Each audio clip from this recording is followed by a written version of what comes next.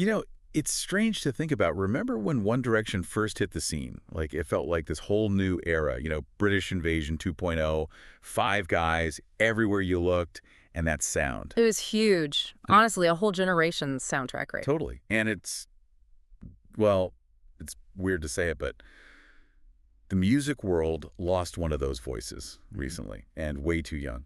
Liam Payne, gone at 31. It's rough, man. Like a real gut punch, especially for anyone who grew up with those guys. You took the words right out of my mouth. And that's why we're doing this deep dive. This isn't just about the headlines. It's about understanding Liam Payne's legacy from X Factor, hopeful, to global superstar, and everything in between. Yeah. And get this, we've actually got sources in both English and Chinese for this one, which is kind of mind-blowing. Shows you the reach, right? It's wild seeing how far his story traveled, across cultures even. But, before we get too far ahead of ourselves, Liam's path to One Direction is... Well, it's kind of ironic when you think about it. Okay, now you got to spill the tea. We're talking about the biggest boy band of the century. What's ironic about their origin story? So picture this. 14-year-old Liam Payne, first time on X Factor, right? Big dreams, even bigger voice. He gets up there, sings Fly Me to the Moon, and gets rejected. No way. Rejected on his first try. No. Now by Simon Cowell, of all people. Yeah. I mean, you hear about those early auditions, you never think. Right. But Cowell, even back then, you could tell he saw something in Liam. Told him to come back in 2 years, get some experience under his belt. And the crazy thing is, Liam actually listened. Wow, okay, I did not know that. So 2 years later, he walks back in.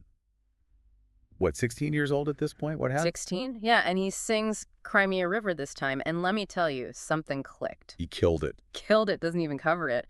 That performance, it went viral. Remember, this was before things blew up like they do now with social media and everything. That's how magnetic his stage presence was, even as a teenager. You'd think that would have been it, right? Straight to solo career, off to the races. But that's not how it went down. Okay, now I got to know the guy slays on X Factor twice, goes viral. How does One Direction even factor into this? Buckle up, because this is where it gets really good. Okay, you got me hooked. So what happened? What did they do with Liam after that second X Factor try? So, get this. Instead of, going the typical route, like, here's Liam Payne, solo artist, the folks at X Factor, they had a different idea. Okay.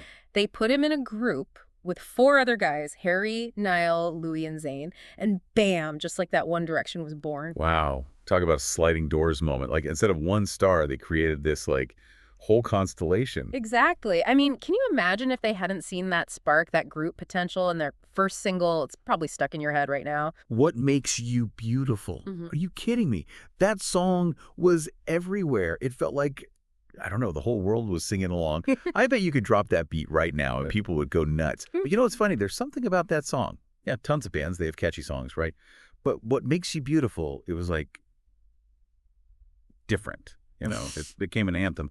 What was it about that song that made it more than just a typical pop song? It's like you said, it became an anthem, and it went way beyond just, topping the charts. If you think about when it came out, the whole cultural moment, you had this whole generation, especially young women, who were really starting to push back against those, crazy beauty standards. Yeah. And then here comes the song with these 5, charming guys singing about inner beauty, about seeing what's really there. Right. It was like they were giving a voice to something that was already there. Exactly. It was fresh, it was empowering, and it resonated. And you see it in the numbers, right? Over 1.3 billion Spotify streams, 1.5 billion YouTube views. Yeah, those aren't just numbers. That's wild. Right, those are cultural footprints. But you know what I think often gets lost in all of that? What's that? That behind these, global anthems, these catchy tunes, there were actual artists, each one of those guys contributing to the magic. I get what you mean. It's easy to forget that when you think about boy bands, Mm. There's always this perception that they're manufactured, told what to sing, how to dance. Were Liam and the others actually involved in the creative process? That's the thing, and this is where Liam's contributions, they often don't get the recognition they deserve. He wasn't just a pretty face with a good voice. This guy was a songwriter, a producer, a true creative force in his own right. No way, really? Oh, yeah. In fact, he co-wrote more than half the songs on 2 of their albums. Get out. Which songs are we talking about? Not the big ones, right? Oh, absolutely the big ones. Think Story of My Life, for example. Huge hit from their 3rd album. I remember that one, yeah. Liam actually said it was the most personal song on the album for him. which gives you a whole new perspective, right? Story of My Life, co-written by Liam Payne. Man, that's insane. What else? What else did he work on? Don't forget Steal My Girl and Night Changes, both massive hits, and both with Liam's creative DNA all over them. And it wasn't just a hobby, a way to flex his creative muscles. His songwriting, it really had an impact, even financially. In 2014, his royalties from songwriting alone, he was one of the highest earning members of One Direction. Wow. I mean, that's saying something, considering how successful that band was. Yeah. But, like all bands, all good things. Every band has its encore. And for One Direction, Yeah. it was time for a break. They announced their hiatus in 2016. Which I'm sure left millions of fans wondering what was next. And for Liam, it meant stepping out on his own, which, I mean, talk about pressure, right? Going from one of the biggest bands in the world to, okay, got to make it on your own now. Right, like where do you even go from there musically? Exactly. So what did that transition actually look like for Liam? He definitely went in a new direction. Like his solo stuff, Yeah. it's got a different vibe, more mature, for sure. I hear a lot of R&B and hip-hop influences in there. Huh. Interesting. See, I wouldn't have thought of that. Yeah. And his debut single stripped that down. I mean, that one really put him on the map as a solo artist. Oh, yeah. That's right. He did that with Ed Sheeran, didn't he? He did. Man, that song was huge. Definitely showed a different side of him. But, there's the music, the videos, all that.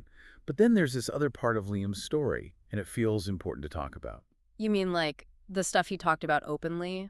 The harder stuff? Yeah, exactly. I mean, he was so open about the cost of fame, his own personal struggles. Like, he didn't shy away from it. Which, you gotta respect that. It's easy to forget, Oh. Behind the Instagram posts, the perfect smiles, the catchy songs, these are real people dealing with real life. Totally. And for Liam to be so vocal about his mental health, his struggles with addiction, that takes guts. Huge guts, especially in that industry, There's so much pressure to project this perfect image, this perfect life. It's also curated. Yeah. So what kinds of things did Liam actually share about what he was going through? He was really upfront about his struggles with alcohol, and he even connected it back to his time with One Direction, the pressure, the lifestyle. Which, I mean, can you imagine? Catapulted into that level of fame as a teenager. It's unfathomable, really. The constant touring, the recording, the fans, the media, that's a lot for anyone to handle, let alone a young guy still figuring things out. And he was open about his ADHD, too. Yeah. Which, even now, there's still so much stigma around that. It's true, and by talking about it so openly, he really helped to normalize it, I bet there are a lot of people out there struggling with similar things who heard him talking about it and felt a little less alone. Absolutely. And it wasn't just talk, either. Didn't he do a whole YouTube video about his sobriety journey? He did, and it was so raw, so honest. I think that's what really got to people, his willingness to be vulnerable, to say, hey, this is me, this is what I'm going through. It's heartbreaking that he's gone so soon, Yeah. But when I think about Liam Payne's legacy, it goes so far beyond just the music. He really put himself out there, for better or for worse. And that vulnerability, that willingness to be open about the hard stuff, to talk about mental health, that's powerful. It really is. Liam Payne, he lived what feels like 1,000 lifetimes in 31 years. He was that kid on X Factor, a global superstar, a solo artist. And through it all, he never stopped growing, never stopped pushing boundaries. Yeah, he never stopped sharing his truth. And I think that's something we can all take inspiration from, even now. Absolutely. So I guess the question for all of us is, what resonates most with you about Liam Payne's story? How will you remember his impact? Because, that's how we keep these conversations going, these legacies alive.